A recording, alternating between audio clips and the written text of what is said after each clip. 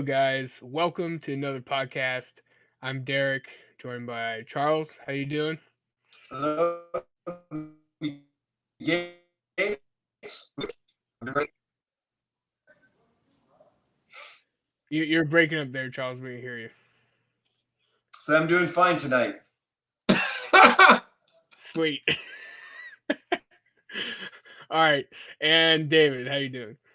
I'm just traveling again, so I'm on the road. I'm sorry about it. I'm doing great. Glad to be here. Awesome, awesome. All right. I think Derek forgot German. No, you're glitching pretty bad on our side, Charles. So that's why we're laughing a little bit. So Yeah, we're back. I yeah. think It might be my connection though, because I have another house guest. So anyway, so let's jump straight into it. I kind of want to go backwards this week. So let's start with La Liga. ooh, David, you want to hit us up with La Liga first? I appreciate that. That's exciting. La Liga's interesting. Last week I gave a shout out to Betis, and I knew it was going to be a short shout out because they played Real Madrid. And Real Madrid beat them. Very few chances on goal for either of them, but it was a good game. Betis put up a.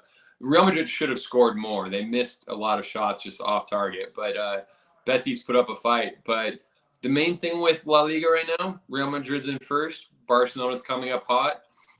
And Betis is actually still in the top four, so congrats to them.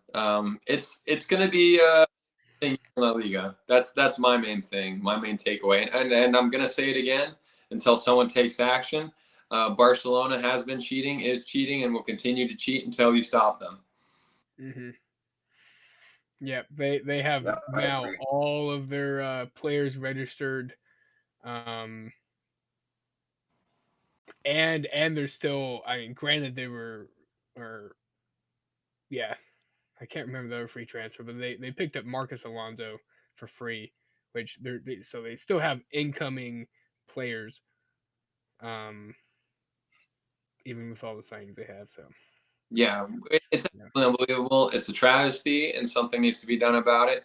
Look how good they're doing in La Liga. If they hadn't been able to sign like 10 new players with negative really 800, good players. yeah, negative $8 million, they wouldn't be doing this well. So I'm just going to keep reinforcing. I'm going to say it every Right. single. Yeah, and to touch up Yeah, on that, I agree with you. they're. I Oh, think sorry, Charles. Go ahead. no, I was going to say I agree with you on that. And I think all the teams in Champions League that they play, if they make it out of the group or even go far in the Champions League, there should be a major protest to not just UEFA but FIFA over this because they are cheating. They're cheating their way to a trophy, couple trophies, and it's not fair. And I don't understand why nobody's doing anything about it. Yeah, on that note, I know what was it like a couple weeks ago now, UEFA came out and said there's gonna be, and we talked about a little bit, like 20 clubs gonna be fined for financial fair play. This last week, the list came out, and there's only like 10 clubs, and like no big clubs were on the list, and Barcelona included. Yeah, that So makes you What? who has the yeah, right, who has the power in that situation. yeah. So I don't know if this is like a preliminary or preliminary like fine, because it said it was um for financial fair play fines. So I don't know if this is like the first like stage of like minimal sentence like findings, and then there's going to be more for the bigger clubs, or like transfer bans and stuff for the bigger clubs, hopefully.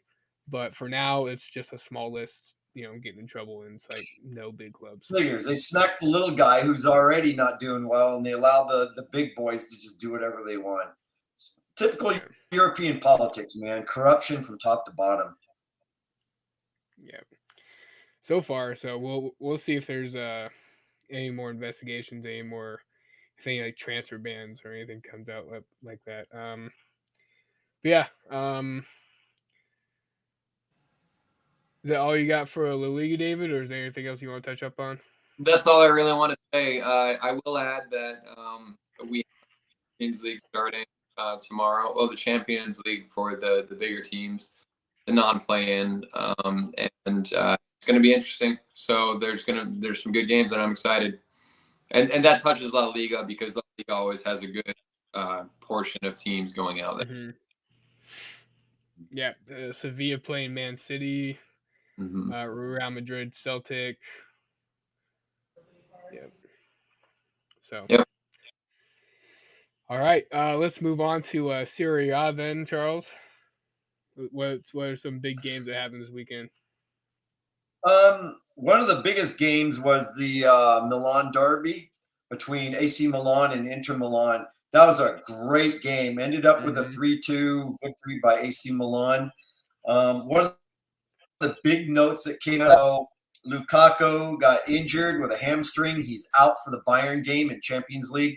They flew him to Belgium, and he's getting checked up on in treatment with the Belgium national team to see what kind of treatment or whatever they're going to give him and help him so he can have a good recovery so he can get back to playing so he can be in shape for the World Cup coming up. But that's the biggest news out of that game was his injury, and he's going to be out for Bayern. Bodes well for Bayern, but we'll see what happens. I mean, it's at Inter. Yeah. Anything can happen. I think also the two best. It looked like the two best teams in Italy. That's my opinion. Yeah, that's always a great rivalry. And it was funny because at the beginning, the AC Milan fans, who were the home team, though they play in the same stadium, in their supporters section, they had a big like display up of their guy, like Big Muscles or whatever, and the Inter guy crying, and for losing and whatever. And so I guess it came true because the Inter fans were all crying at the end of the game because they lost again to AC Milan. So that was kind of funny. But it was a great game to watch. Beautiful game. Napoli went top by beating Lazio 2-1. But the other two games I want to talk about, Fiorentina and Juventus, that ended up in a 1-1 draw. But Juventus was lucky, even though they scored in the 9th minute with Milik, and then Come in the 29th for Fiorentina. But Juve got lucky. Fiorentina was actually the more dominant team, better offense, had some good shots on goal. And I really think Juve got lucky coming out of there with the draw. It should have been 3 points for Fiorentina. The other one I want to talk about is Mourinho and Roma's thumping 4-0 by Udine. And everybody was wondering how Mourinho was going to take this. And he was actually calm afterwards. And he stated that I'd rather have 1-4-0 loss than 4-1-0 losses because it's only 3 points dropped instead of 12 points. So that was kind of his take on it. He says it happens. You get thumped once in a while. They're going to work on it, and they're going to keep going. But by Udine, who's really kind of towards the bottom of the league there, giving Roma, who was up, they would have won. They would have been top of Serie A, giving them a 4-0 thumping. So I don't know if Roma was preparing for Europe, looking past them, or what, but they got a royal thumping on that. So that's pretty much all I really have for Serie A. The big news, Inter losing Lukaku, the Bayern game in the Champions League this week. All right, David, comments about Serie A? I have one comment, and that's it applies to all the stuff that we're going to be talking about.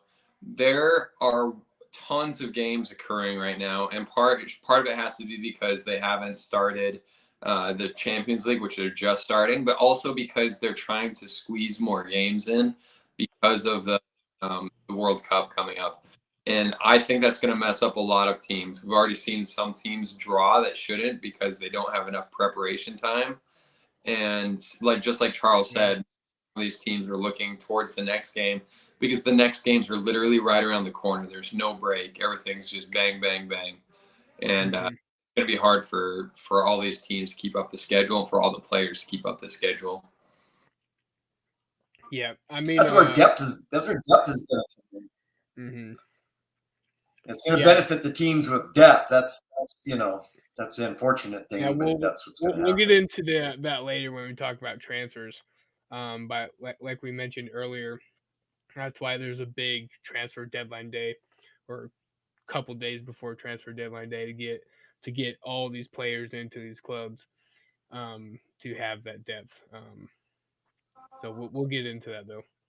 All right, let's keep moving again to Bundesliga. Charles, what you got for Bundesliga? All right, there's a few good games.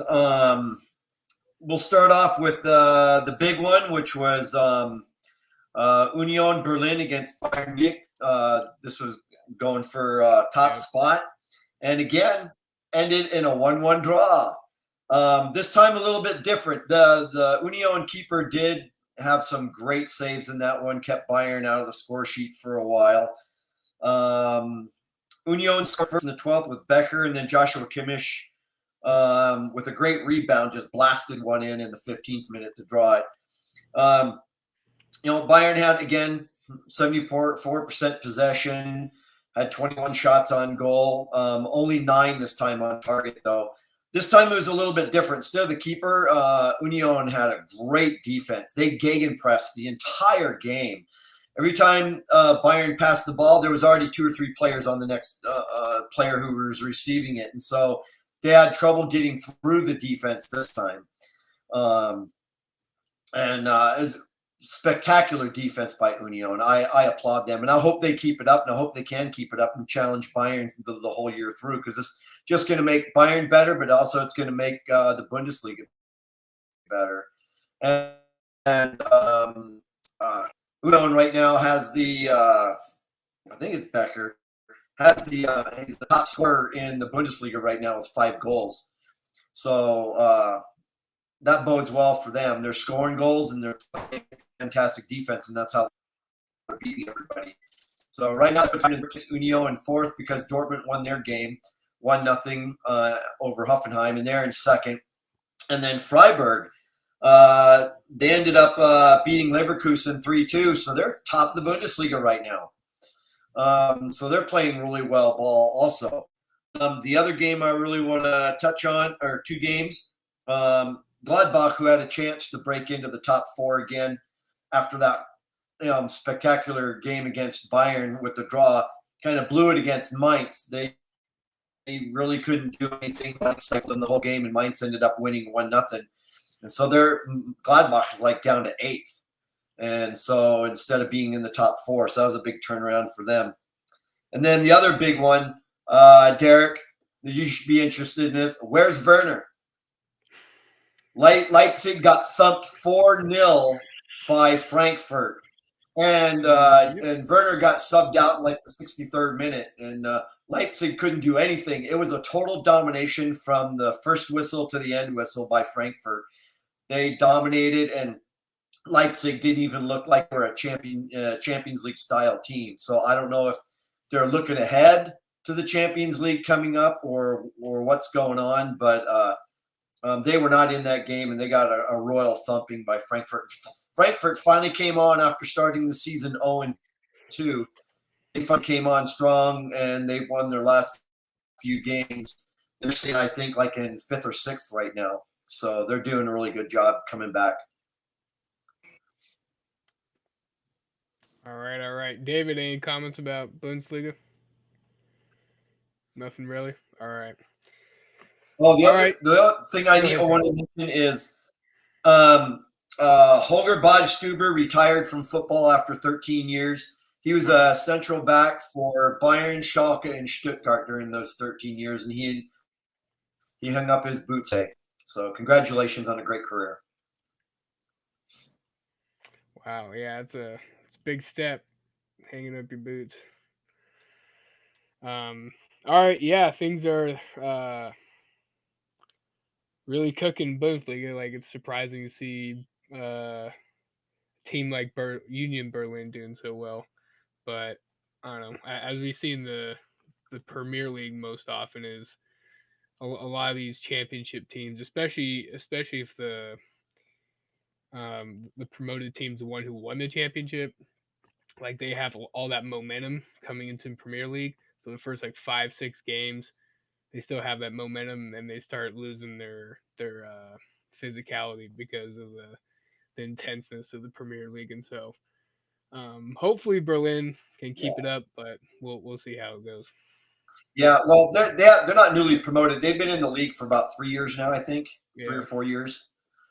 But But last year they get made, I think, the Europa Cup this coming season, I believe. I really like the growth that they've had though, because when they first came into the Bundesliga, people weren't expecting such great things out of them, and they're doing fantastic. So keep it Yeah, up. they are. I applaud them. All right, all right, all right. Let's keep it moving. Yeah, let's just go straight Premier League now. Um, all right, where you guys want to start first? I say let's just start. Let's just go in order. Um, so first game. Oh, I'm sorry. I need to change that headline. I'm so sorry. Well, at least Premier League, we're game week 6 now instead of 5. Sorry for that typo at the bottom. We're at game week 6. So first game week 6 is Merseyside Derby, Everton Liverpool. Um, yeah, that was I think it was pretty entertaining. There was one disallowed goal on Everton's side. You guys got any comments about that? So we'll get into that like every game because it looks like every game there's like this week at least is a VAR decision or whatever. So might as well start now. Yeah, not just Yeah, Connor Clayton, was his goal was disallowed, and yeah, the whole Everton team and they were fuming at the end of the game, and so something's got to be done. So we'll get into VAR in a little bit, like you said. But go ahead, David. no, actually, give a down of the goal real quick, if you could. Sorry, you broke up there, Sagan. Yeah, if one of you guys could give a rundown of the goal, that would be good, because it's been long enough that I don't remember exactly what happened. I'm probably still breaking. Okay, my bad. I'll reset. Yeah, I couldn't quite hear him. I don't know if you guys on the stream could hear him. But I'm gonna try to pull up his Well, I analysis. mean, I honestly can't remember it either.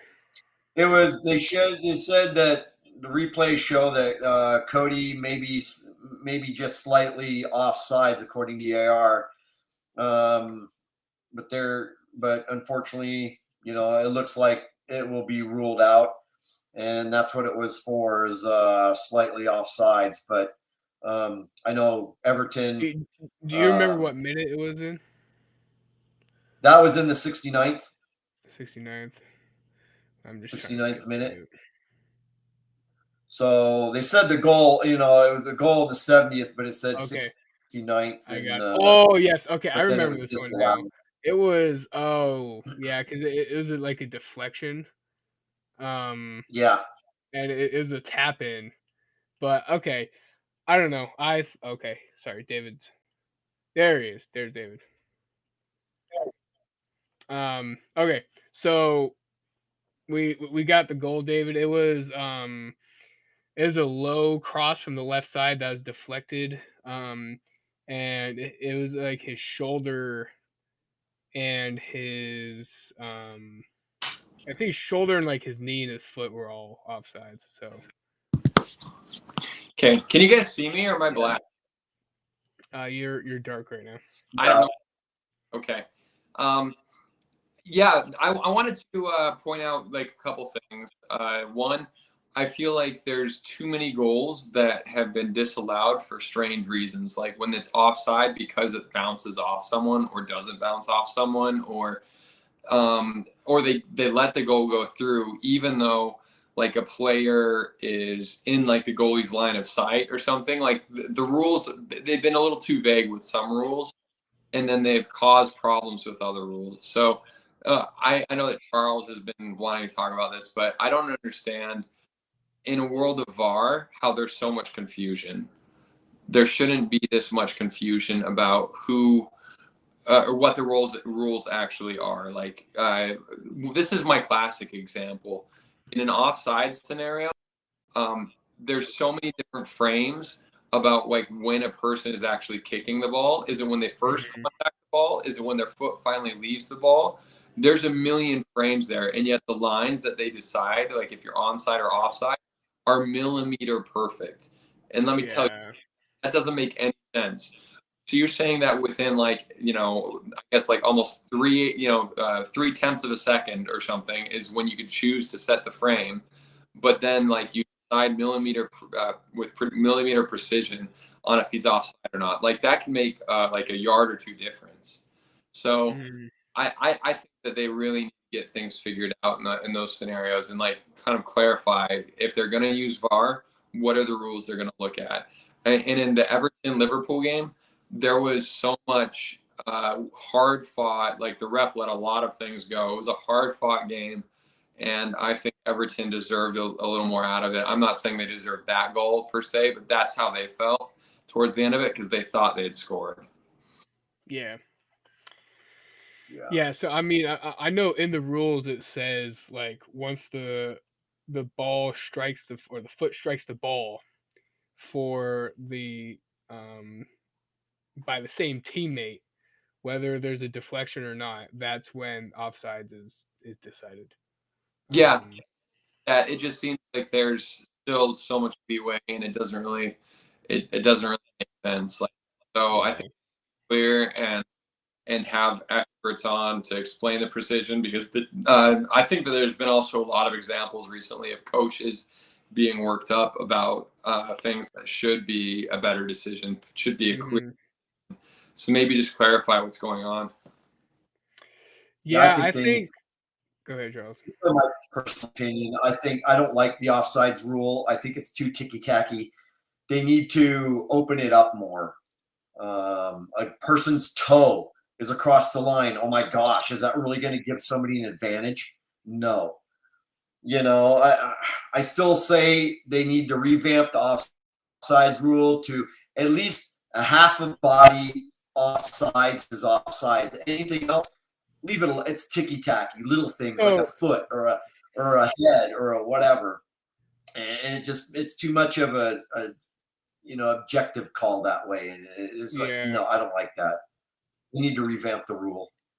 yeah. So I don't know if you saw like this decision. It's I can't remember this guy's name because they're all white ball guys in the Premier League. So I can never get any of the refs' names. They all look the same.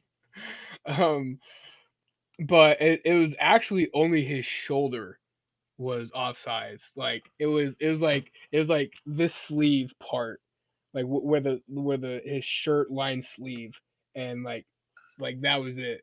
And so it But was isn't like that 3 5 millimeters, and that was it. And the thing okay? And is, that's the say again. I said that's the controversy. Obviously, I Yeah. thought the arm all the way to the shoulder is not in play because that's a handball. So that's So not in play at all. so Shoulder so down. So why is that offside? so the rule is now is it's like to your bicep is in play.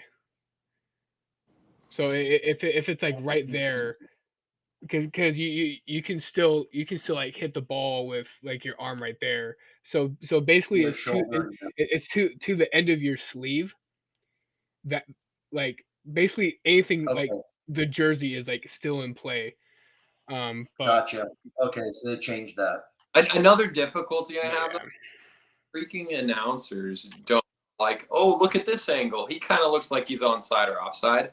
They should Hmm. be able to tell with as much precision as VAR, and that way they're not leading on the people that are watching. Like they should be Yeah. like they always show horrible angles, and they're like, oh, it's Hmm. onside, and you're like, why are you guessing? Yeah.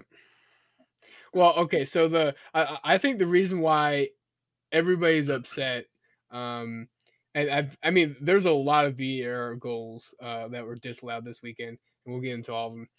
But real quick before we move on, I just want to say that so this referee did not go to the monitor for this one. He was just sitting on the field listening to the VAR ref explaining like why this guy was offsides and why he should believe him he's still offsides.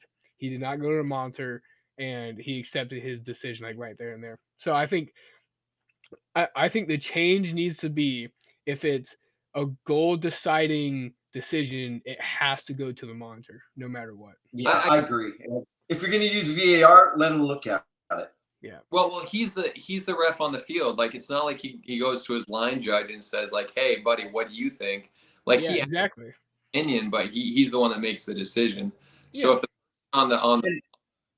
on the VAR is saying this is my opinion, make your decision on that. Yeah. Like, Yes, go. exactly. Yeah, the UEFA president came out and even made a statement after this weekend, and he said the ultimate decision is still on the head referee, not VAR. The ultimate decision is the referees. So the referee can take the opinion of VAR or not. It's his total decision because he is the commander of the field.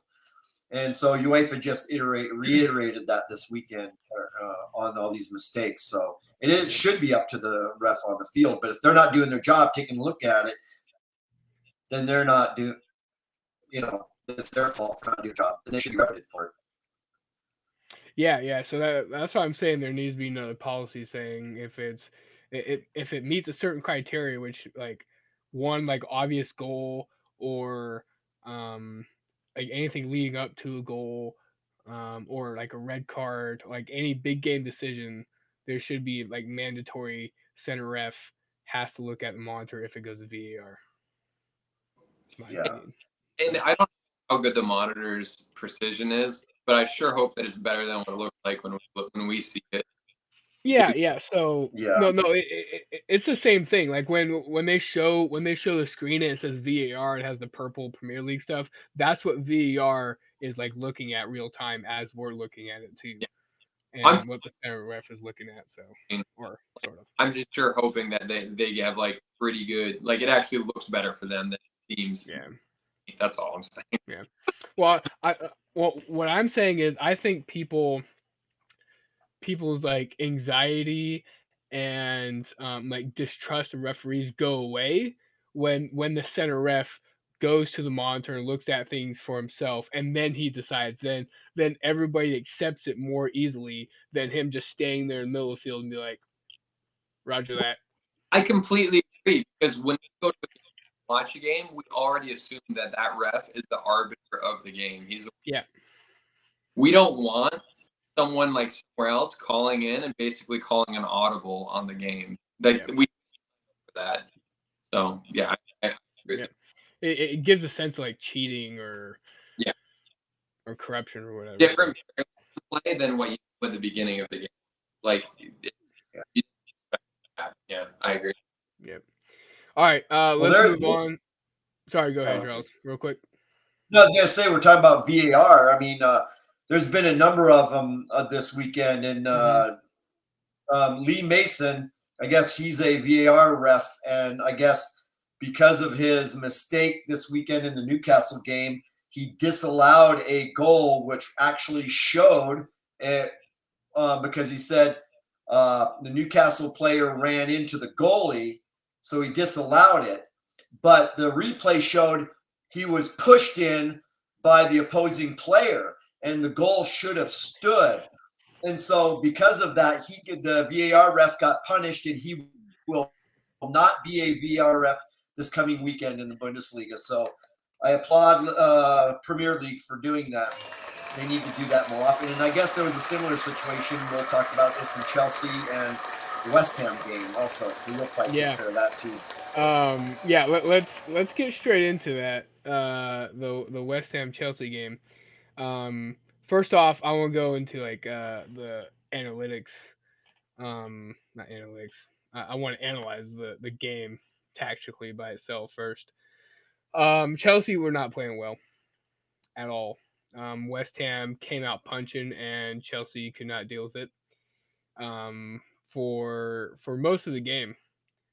Um, and then uh, I thought it was Declan Rice's goal at first, but then Antonio punched it or tapped it in, which was another mistake by Mendy.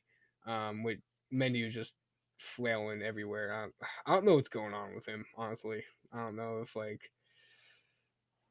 if like Koulibaly is getting in his head just because he's like same like nationality, or I don't know what's going on with Mendy. He's been making a lot of mistakes lately.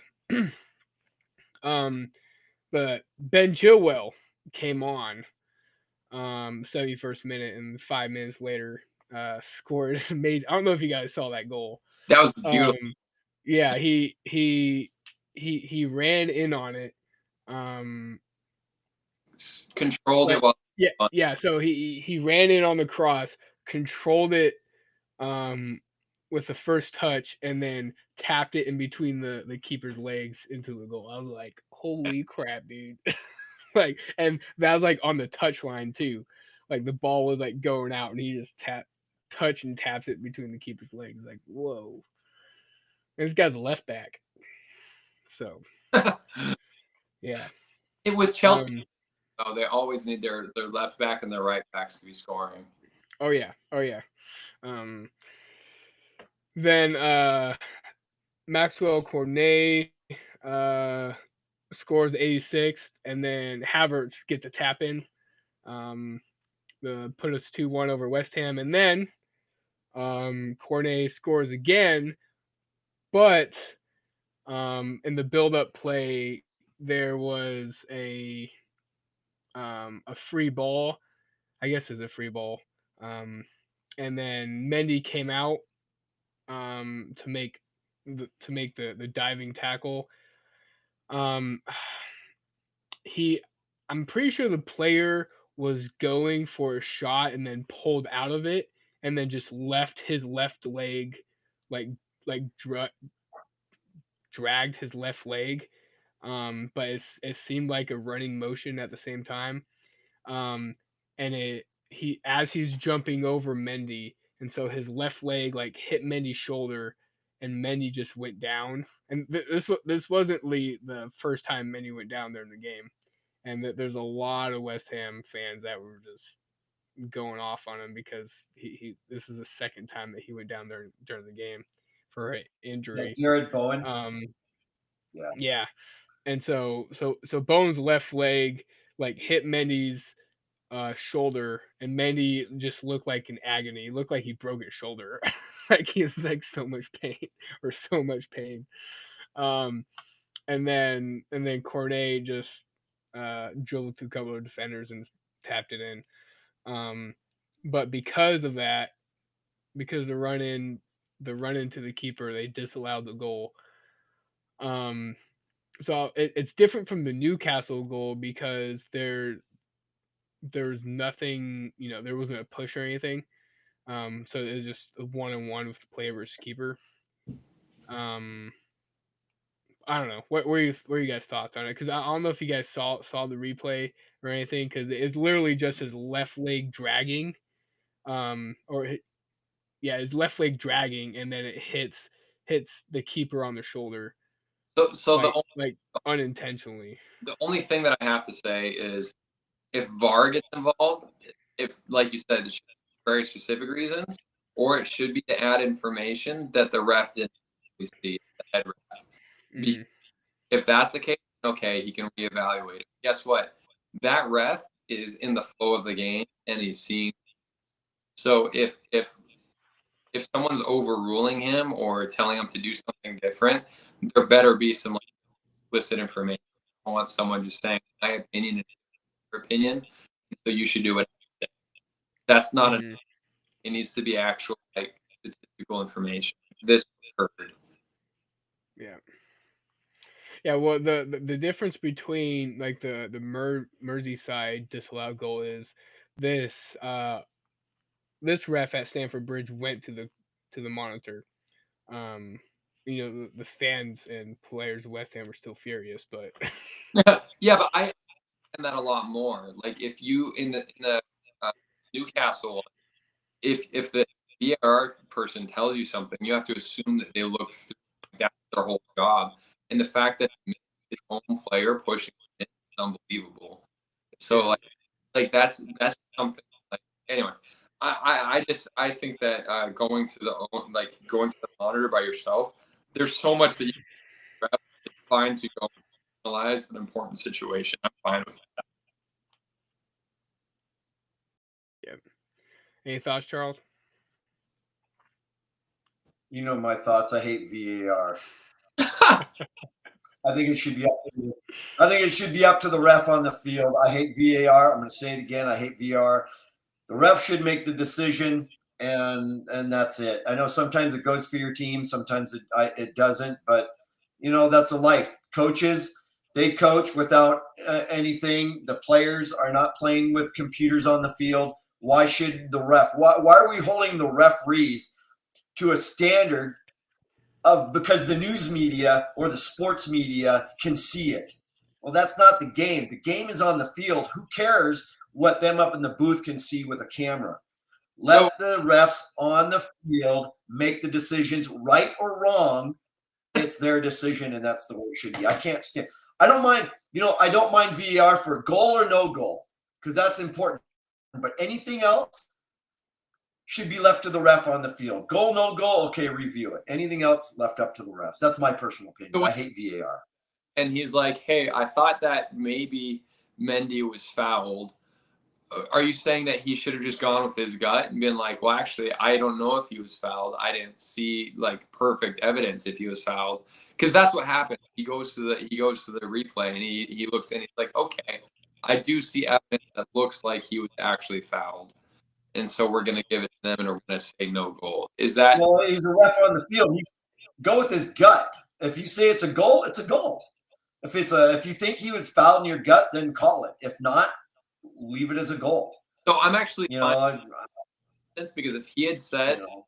I don't think Mendy was actually fouled, and it was that weak sauce of a foul that but because he went to the screen, he actually had to say, okay, I've looked at it and I can't see there was contact. By definition, foul, even though I don't think it's big enough foul to actually cause him to go down or something.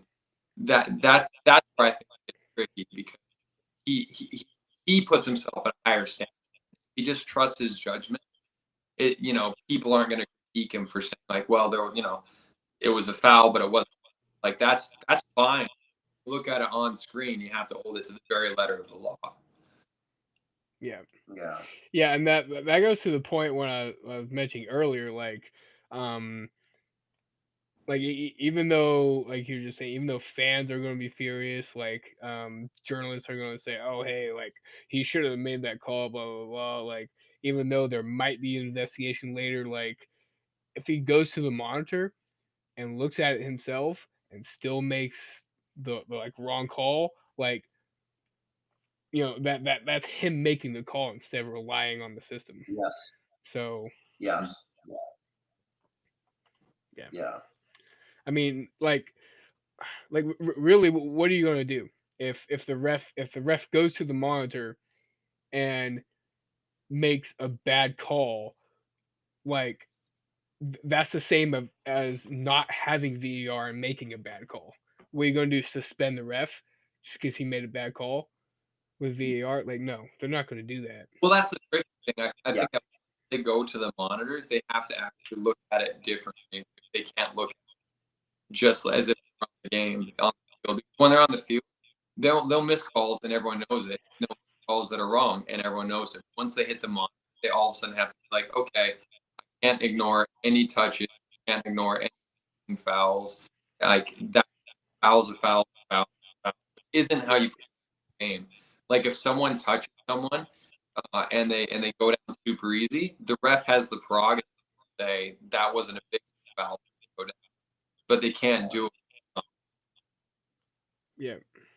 Yeah. Now, what do you guys think of you got VAR, but take the no VAR ref, just somebody up there going, hey, you should take a look at this. And then the ref on the field does it himself, no opinions from a VAR ref up in the booth, looking at all these different angles and giving his opinion.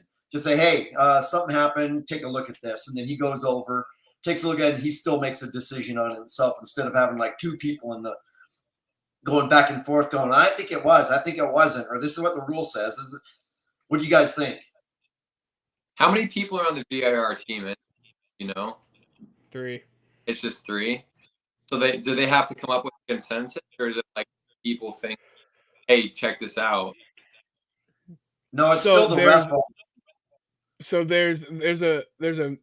it's just like the 3 refs on the field. There's one main VAR ref and there's 2 assistants. Yeah. The 2 assistants are just like double checking like any other fouls or doing like the actual measurements for the offsides or like all the extra work.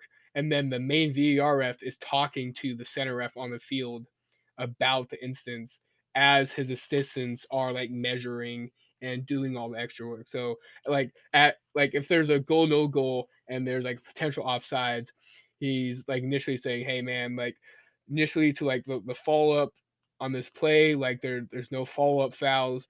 My assistant's getting the measurements for the offsides right now. What are your thoughts on it? And they like then they start talking. Once the measurements come up, he's like, "Oh hey, like I mean, it's pretty obvious he's offside. He's like a yard offside, so you might as well just call it." Or he's like, "Hey, it's like 5 millimeters or something. Go to the monitor if you want." Or That's interesting. I'd rather that the ref, even in VAR, are exactly like hold up their flag, and if the main ref like calls them and says like, "Hey, what did you see?" Then, but I don't think they more than that. Yeah. No, so I don't think the assistants have any say. It's just the main VAR ref. Yeah, but like a line judge, like, do you want to get my opinion on why I held up the flag, or do you not care? Because the main ignore the line judges put a flag, like he'll ignore. Yeah. Yeah. So, all right, let's keep moving with Premier League. There's a couple more disallowed goals, so I mean we'll still talk about that. All right, let's jump to Aston Villa Man City game. So Erling Haaland still scored, just not as much. Kevin Bruyne still got an assist, just not as many. But Aston Villa squeezed one in the 74th by Bailey and just held Man City low block. Man City had 72.3% possession the entire game. So it's just Aston Villa putting up a wall. But held them to a point. So it's Arsenal Man City battle right now. It was Eddie Martinez, keeper for Aston Villa, right? Let me see lineup. Or am I wrong? All I know is the keeper, Martinez. Yeah, the keeper played really well, and then I feel like Man City made some really crucial mistakes early on. Like they could have had goals early on, and instead we score at some point. And when they never actually scored, that opened the doors for Aston Villa to actually just make one counterattack. I understand like it was Walker or someone like ripping a shot from the side instead of tapping it to Erling Haaland, but always tap Erling Haaland. Like you want a 100% chance of a goal, not a 10% chance. Yeah. I don't know, because Guardiola, in his interview after the game, he says, we cannot win the Champions League with just Haaland. So, in other words, he can't be the only one scoring our goals. It needs to be a team effort. That was the same way with Bayern with Lewandowski. They were relying on one player. Lewandowski's gone. They're relying on 5, 6, 7 players. So this might be a crutch for them. He set it on fire, but are they going to be able to lean on him the entire year and everybody else do nothing? That's on the players, though. But that's my point. Like, it's not just Erling Haaland. Let me phrase it differently. If you're driving down and you're coming at a bad angle and you could someone in the middle to put it away. Yes. You should do that instead of taking a bad shot. They were Man City No, yes. bad shots because they were doing what Pep Guardiola said. They were trying to take some of the scoring burden off of Holland. They just didn't realize that you don't do that by being stupid greedy. You do it by being smart greedy and by making good assists. And they didn't do either. Yes. So they shot themselves in the foot because they didn't play smart. They were just trying to do what you said about, I'm sure that Guardiola said to them, hey, yeah, but don't forget to take your own shots and to like your own goals so that we can help him.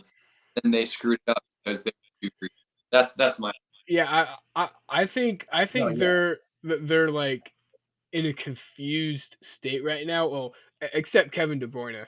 I think Kevin De Bruyne is just himself. He just adapts to anybody and gets assists like every time the ball touches his foot. So, but like everybody else is, I think now struggling to adapt to Erling Haaland because of that. Because Pep is saying, hey, don't like totally rely on this guy. Like have at it, have your own shots, pass around, but at the same time, like you need to make like the obvious like cross or make like the obvious like low cross in for a tap in because like it like I think the thing they don't understand is Holland's going to be there. yeah. Like he's all in all out striker. He's going to be there. If you just put it in, Yeah. he's going to get something on it, whether it's off or on target. That But that's he's going to get something on it. that's my other point is because he's like number 9. You look at the statistics of where he scored the goals. He's right in the goal mouth, and so these other players are used to it being a little more maybe or something, or maybe like they don't always have the chance to put it in. There was a time when they passed Sterling Holland or he stole it. I can't remember. And so he's going down, but he gets the pass off to like one of the wingers, and the winger goes to like go take a shot on goal, and Erling Holland has already gotten back up and is racing and is wide open right in front of the goal. But because that guy didn't expect, I don't remember who the winger was. He took a shot instead of realizing that Erling Holland had just hustled his tail off to like make the pass and to like open things up and then get back in front of goal. Like I say reward. Don't Mm-hmm.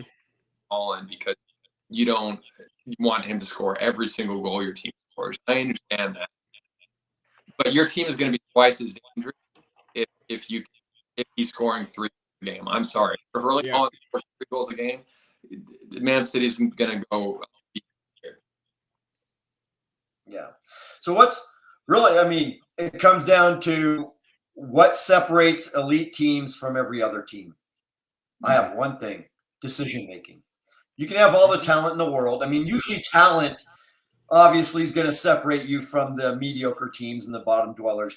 But your elite teams are because those players are great decision makers. And they're always most of the time in the right place on the field, in space, wherever, and they make the best decisions compared to the other team. And you see that when they're playing weaker teams. And so, and I think that's what Pep Guardiola was trying to say. We can't just rely on him. We have a whole team. We got to make good, solid decisions, and passing, shooting, all that, defense, decision making I think is the number one quality. I agree, and hot take. I think that's why Pep Guardiola let Sterling go, because I think Sterling is a great hustler, and Pep was able to put him in place where he could make easy decisions. But at that point, like Bernardo Silva is a high IQ player. Kevin De Bruyne is such a high IQ player, and that's what Pep really likes. So when he sees a player that like he can't basically put anywhere, he kind of questions it. Yeah. Yep. All right, so let's keep it moving. Running a little close on time here. So last game, want to talk about Premier League. What? Sorry. So yes. Wait. Up a hot take on Tottenham real quick. Yeah, you can have them, Tom. Yeah, so I think that Tottenham. This is just my because I watch Tottenham a lot. I think that they've been playing all right, but they've been grinding out the games. And so if you guys watch any of the games, like everyone's saying, oh, they're not free flowing. They added a bunch of new players. All these teams that are adding tons of players. People don't realize how hard it is to get actual chemistry. It's easy to get like a little bit of chemistry, but then as the other teams like actually start clicking and flowing and get into like mid-season form, the teams with really high level chemistry will outperform the other teams. So Tottenham's actually doing a really good job. It's fine to grind out wins. I think they'll get better as the season goes on, and there's nothing to worry about. Like I'm just saying, the announcers were worrying. They're like, "Oh, look at them, like scoring tons of goals." It's fine. Hyung Sin, I can't say the name. Son is going to eventually. Like it doesn't matter. So I just want. All right. Yeah.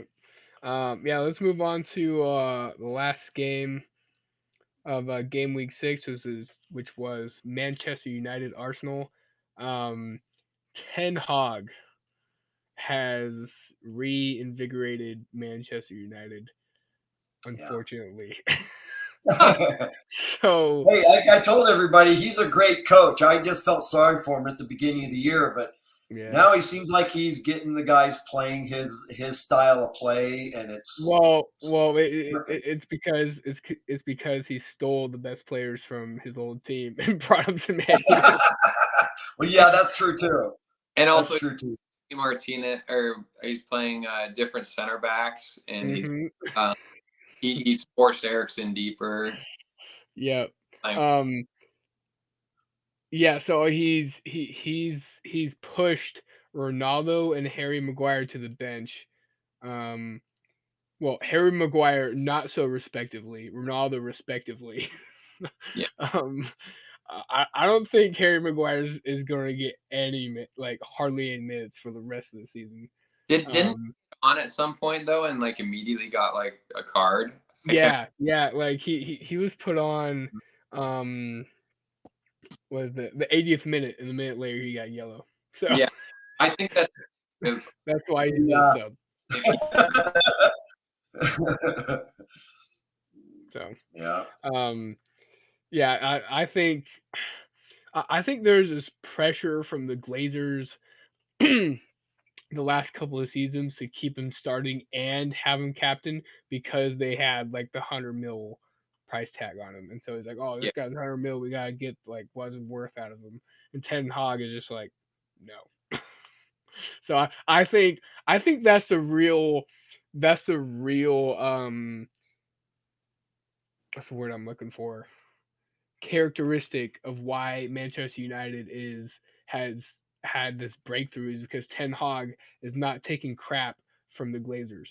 Like I think he just, I don't know what's going on in meetings. Obviously, I don't know what he's saying or not saying, but it looks like he's getting all the transfers he's wanting, and he's changed the system, and he's doing what he wants with Ronaldo. And so he's had a conversation with somebody, and one or both of the Glazers, and he's just had enough with the first couple games of the season and the dressing room. And I personally, I think he's just told them off. He's like, hey, this is who I need. Screw your system. I'm doing my system. This is how we're gonna play. And now it's like 3 games in a row. So great point. Yeah, and maybe he did this. Like I said, maybe he did the same thing to Ronaldo, saying, you know what? Because Ronaldo was a whiny baby at the first couple of games because they weren't playing well, and he wanted things to go his way. And look, he says, "I'm the boss. Go sit on the bench." Won 3 in a row. So I think Ronaldo's time's pretty much done at Manchester United. To add to what you're saying, Ten Hag is a coach that like think about it. Would Harry Maguire start in any top team in Europe that actually like plays the ball? Barcelona, Real Madrid, Bayern? No, he wouldn't start in any of those teams. So Ten Hag knows. He's like, I need players that can play the ball and change the system. Same with Ronaldo. Do they have space for someone who's not going to work defensively and who's not to provide what the team needs? No, they don't. So I think that's incredible. That's a great insight, Derek. I think that he must have stood all these people. My worry is that if Ronaldo doesn't get moved on, and I don't think he will, um, that means that it's going to cause dressing room problems in the future. Yeah. Well, I mean, he celebrated Rashford's goals during the game on the bench, so Sure, I don't know, like, previously in his life, he celebrated like three people's goals in his life before, and that was it. And that was in Portugal when he was playing for the Portugal. You yeah, know, no way to keep celebrating if he doesn't get the playing time. He's yeah, that's true. much team player as he can, is what I'm saying. But he Yeah, only has this much in him to do that. yeah. Well, so on Ronaldo, like the Rashford's second goal was Ronaldo received it. He got bullied by his center back, pushed to the ground, and then Bruno Fernandes picked up the pieces, made an insane pass that I think he outpassed like five defenders, Arsenal defenders, to Yeah, Rashford, or no, to Ericsson. Um, and Erickson. then yeah, and then Ericsson took it, and Rashford just, 2-on-1 with the keeper and pass goal. But I mean, That's the that you were talking about, though. mhm, Or Erickson would have tried shooting it and probably would have screwed it up. yeah. But on Ronaldo, like, I think he's over or underestimated the Premier League since coming back to it, because like when he was first in it with Man U, like he was scoring crazy, dribbling through everybody. But now I think the center backs and the especially the wing backs are way more aggressive, way more physical, and he is older, and so I just think he can't cope with like how physical they are, even though he's jacked out of his mind, or his body shape or whatever. But like he's getting bullied by Premier League center back, so like they toughen up a little bit more, or move on to a different league. So Well, he wants to move on to a different league. He was looking at Napoli for a while, and then he had a pretty, I thought, disrespectful comment that because Napoli was pursuing him really well, and at first he was thinking about going there, and then he made this comment that was like, "Well, I don't know if I want to go to Napoli because I don't really think they're contenders for a Champions League." That is total disrespectful. How do you know you're not the missing link to get them there? I mean that's I hate Eric. I mean, I'm I'm not a Ronaldo hater, but I hate arrogant players that think they're above the game. And Yeah, that was a total disrespectful comment. yeah, I like Arsenal. I actually thought they played well, and I thought they were unlucky. I know that we've been talking about this. You've been mentioning a lot that Arsenal uh, basically hadn't played a strong enough team yet for them to be really tested.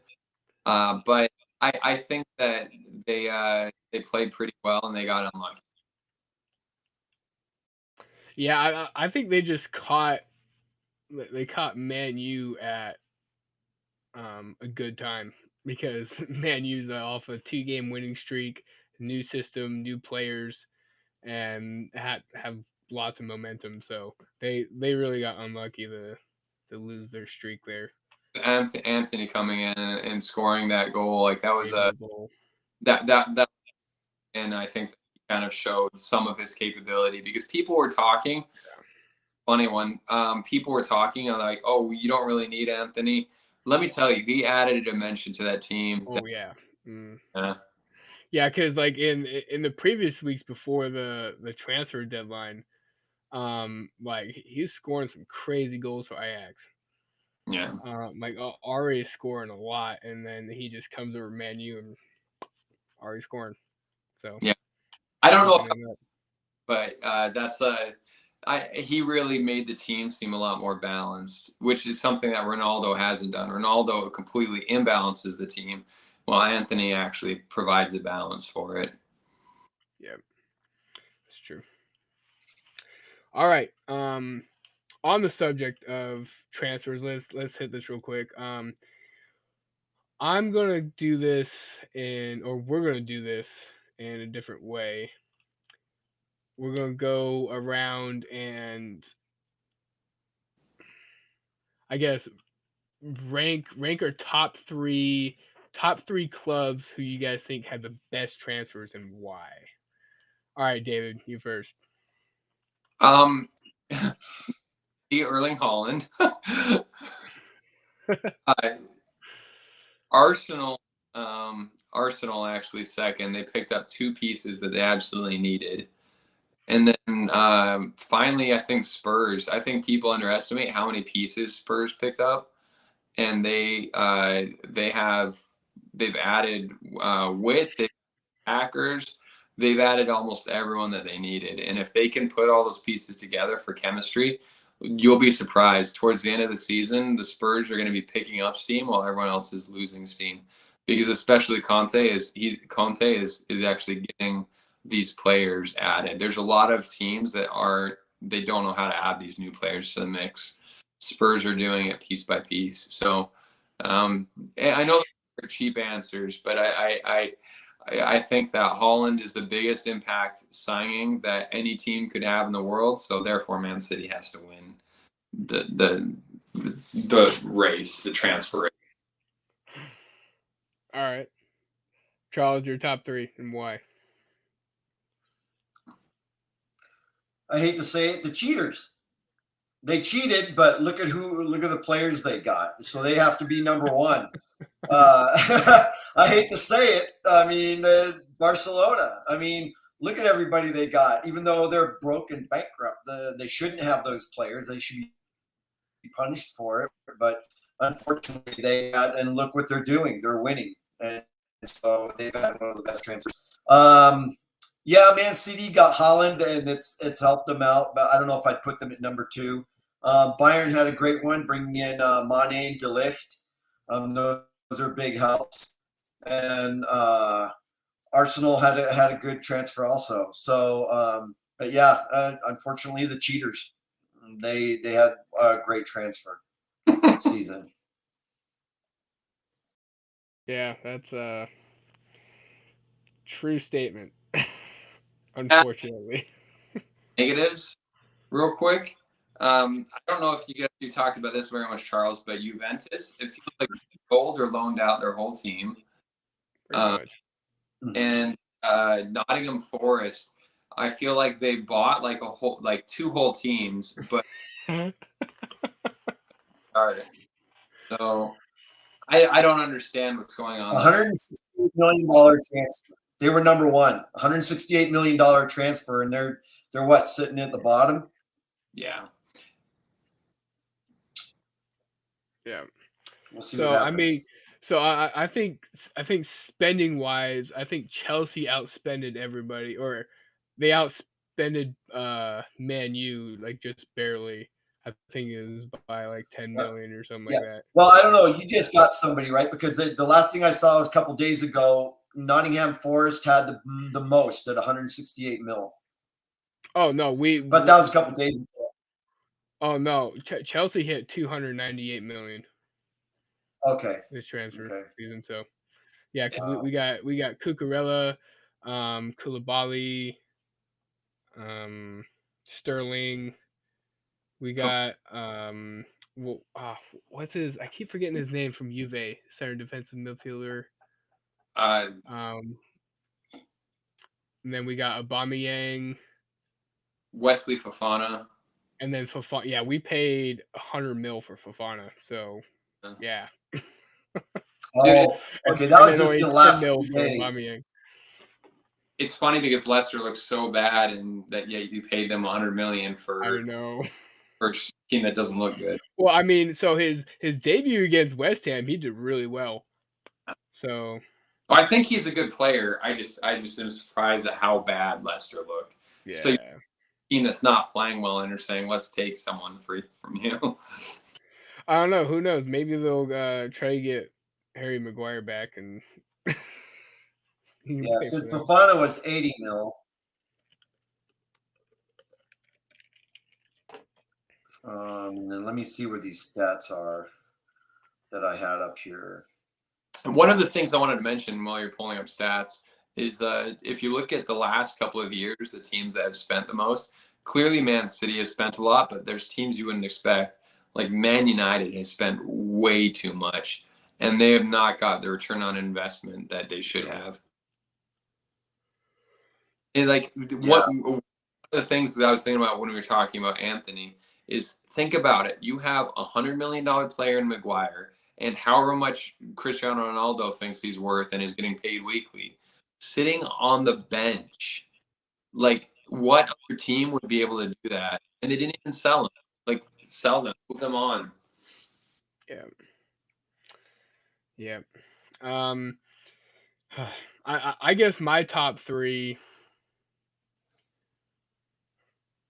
So okay, I'm just doing this just on transfer, not transfer value, but or like money value, transfer of player value, not on team's form, or current form or anything.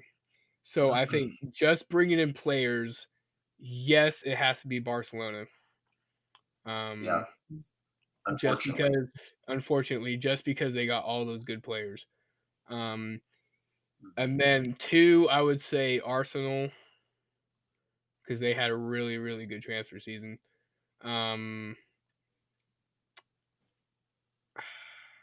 One of the things Well, now about at the end, Chelsea had it. say that again. David, David, go ahead. Um, Oh, I said now the last few days there. Now Chelsea had a really good one. yeah. I was just gonna say Barcelona picked up, like, we know that they picked up a lot of value, but they also picked up way more people than you think. They basically put together a whole second side as well. It's unbelievable. Yeah. Yeah. Yeah. All right. So on the topic of transfers too, I know we mentioned it earlier. So there was a couple weeks a investigation by UEFA of 20 plus some odd teams, to be fined for financial fair play, um, and to be, I gotta read the article again, but I'm pretty sure it said to be further investigated for transfer bans as well. So we just had news this last week that there was, I think, some odd of some odd number of like 10, around 10 or so, of teams getting fined for financial fair play. There's no big clubs on that list. So Barcelona escaped the initial, what I think the initial investigation is. So we'll see in the upcoming weeks, hopefully before the World Cup, if there's going to be like transfer bans for any of the big clubs, outspending what their profit, came in this last year. Also to know on that, why all these big clubs and why Barcelona did what they did this year is because this is the last year of financial fair play. Next year, UEFA is enacting their salary cap on players. And so financial fair play essentially is going to go away, and there's going to be a salary cap. And so all these big teams are throwing money at all these players, convincing them to go to their club, and stay there, signing like 5, 6, 7 year deals, before that salary cap hits. So, Yeah. thoughts, David? Yeah, I think that they're trying to, first of all, it's a power struggle, like we mentioned before. And so there's no way that UEFA is actually going to do anything against these big clubs. But secondly, I think that um, the all these teams know, like, what happened to the Premier League team that when they had financial issues and then they went down, they got relegated. Some of them just kept going, and so I think a lot of these teams that are buying all these players now, they're saying, "Hey, we need to be too big to fail. We need to get the momentum going for when the salary cap hits." Because if we lose momentum, if we do something wrong, then we could just, like, once financial things start coming, it's going to become super problematic. Like, imagine if Barcelona went into the salary cap phase with that $800 million in debt. There's no way that they'd be able to pick up players and not get in trouble and actually be able to pay them. Like, they needed to do all those things now, and it's not right. It's messed up. but I understand like the logic behind it. I understand what they're doing. Yeah. Thoughts, Charles? The system needs to be revamped. I'm glad they're going to a salary cap, and like you said, the first article about the 20 teams, they said, yeah, some teams are going to get fines, others are going to get transfer bans, and maybe teams like Barcelona didn't care about transfer bans. They went and got the players they wanted now, knowing that okay, salary cap, and then okay, transfer ban. As soon as we got what we want, we're going to win Champions Leagues now. We're going to win La Liga with the players we have. We're good. They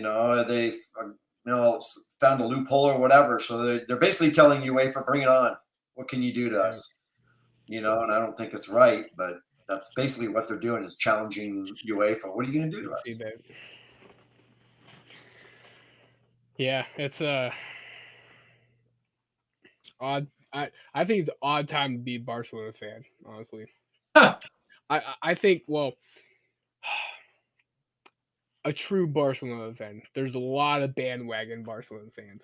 Um, so I think those fans are like, oh yeah, whoa, whoopie doo, we got all these players, yay! But I think the true Barcelona fans are just like, what's happening to our club. I mean, we saw it in the last year or last year and a half. Like there's like tons of protests against Barcelona, especially when Messi left.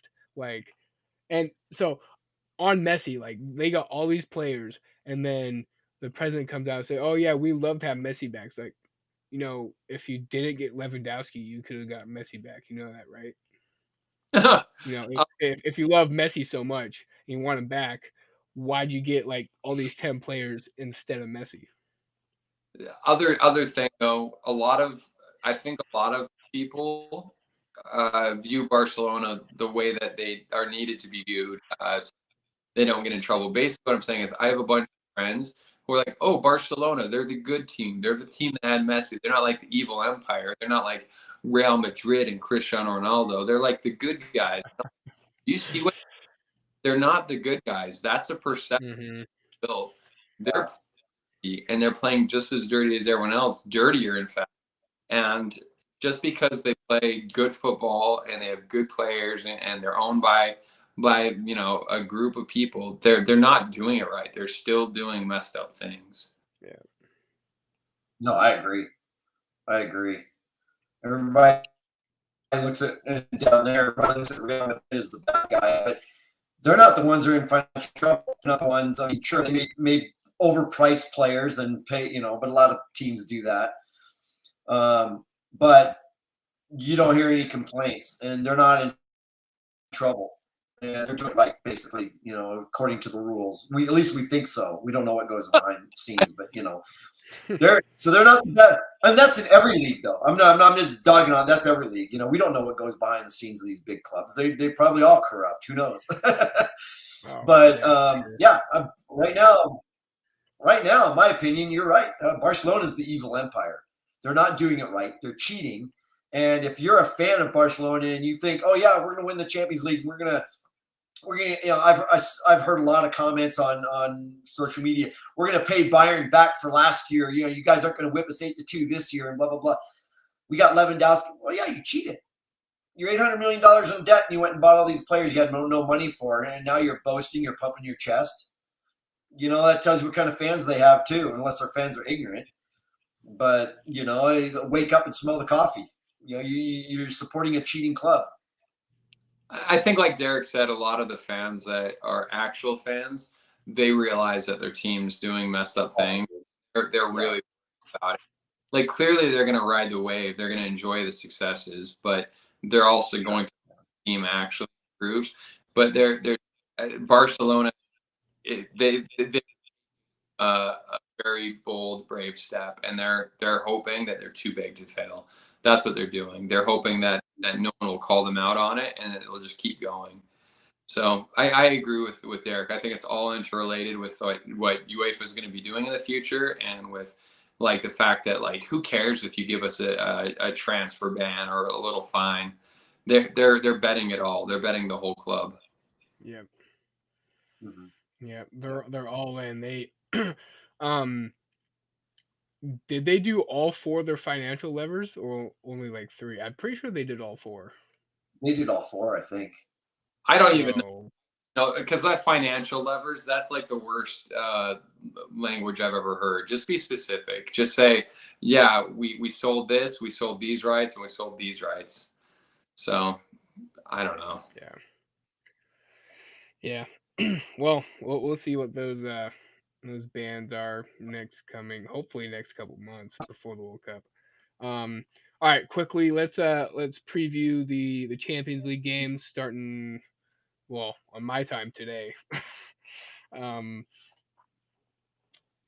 so I'm just gonna preview the Premier League and then we'll do Bundesliga and then David you can do La Liga. So Premier League we got Chelsea Dynamo Kiev. No, not Dynamo Kiev. I don't know why I say Kiev. Um, Dynamo. Is it a And then Sevilla Man City. There's a Liga one too. Um, skipping to PSG Wednesday. Juventus is a big one. Yeah. And then we have Napoli Liverpool. That'll be a good one. Tot- Actually, that's yeah, always, that's a really good one. And Tottenham Marseille. which could be a good one. Yeah, and that's all the Premier League games. Charles, who's in Champions League this season? And what are the games for Bundesliga? Sorry. Oh, all right. You got Leipzig against Donetsk. Let's see, and then you got the big one, Bayern and Inter Milan, Ooh. and Frankfurt against Sporting Lisbon, or I guess it's Sporting Portugal now. Sport. Let's see. And I'm missing one. Oh, Dortmund, Copenhagen. That's the other one for the Bundesliga. All right. David, who you got for La Liga? Yeah. So the upcoming games, like you mentioned, are Real Madrid against Celtic, which they should handle, but if Celtics sit back, that's actually what Real Madrid's been having trouble with. And then Sevilla, Man City, and normally I'd actually say that anything can happen. I think Man City's going to walk all over them because they've been playing super well, and Man City is going to be angry after they've probably been focusing on this game a little because they want to get off a flying start. So Yep. I'm worried about Sevilla right now. They're going to be in trouble, and I love Sevilla. All right. Yeah, and then we got Atletico and Porto. Do you guys hear me there? You say we got Atletico and Porto. Yeah, keep going. Um, Sorry. and then Barcelona and how do you even say that? Plitchen. Victoria Pilsen. Oh, They're from Czech. yeah, Czechoslovakia. Yeah, those games are coming up. I don't have. I think Barcelona's going to do great. I think Atletico is still going to have issues. They're having trouble right now. All right. Yeah, we'll see how all these teams cope with Champions League competition. Like I'm excited for Champions League coming back again because there's always underdog. The That's champions. the champions. That's what I look for in every Champions League group stage is who's that underdog that's going to like break through to the group stage or to the knockout round and like cause havoc to a big team. And so I don't know. I honestly with the groups it could be anybody really to break through.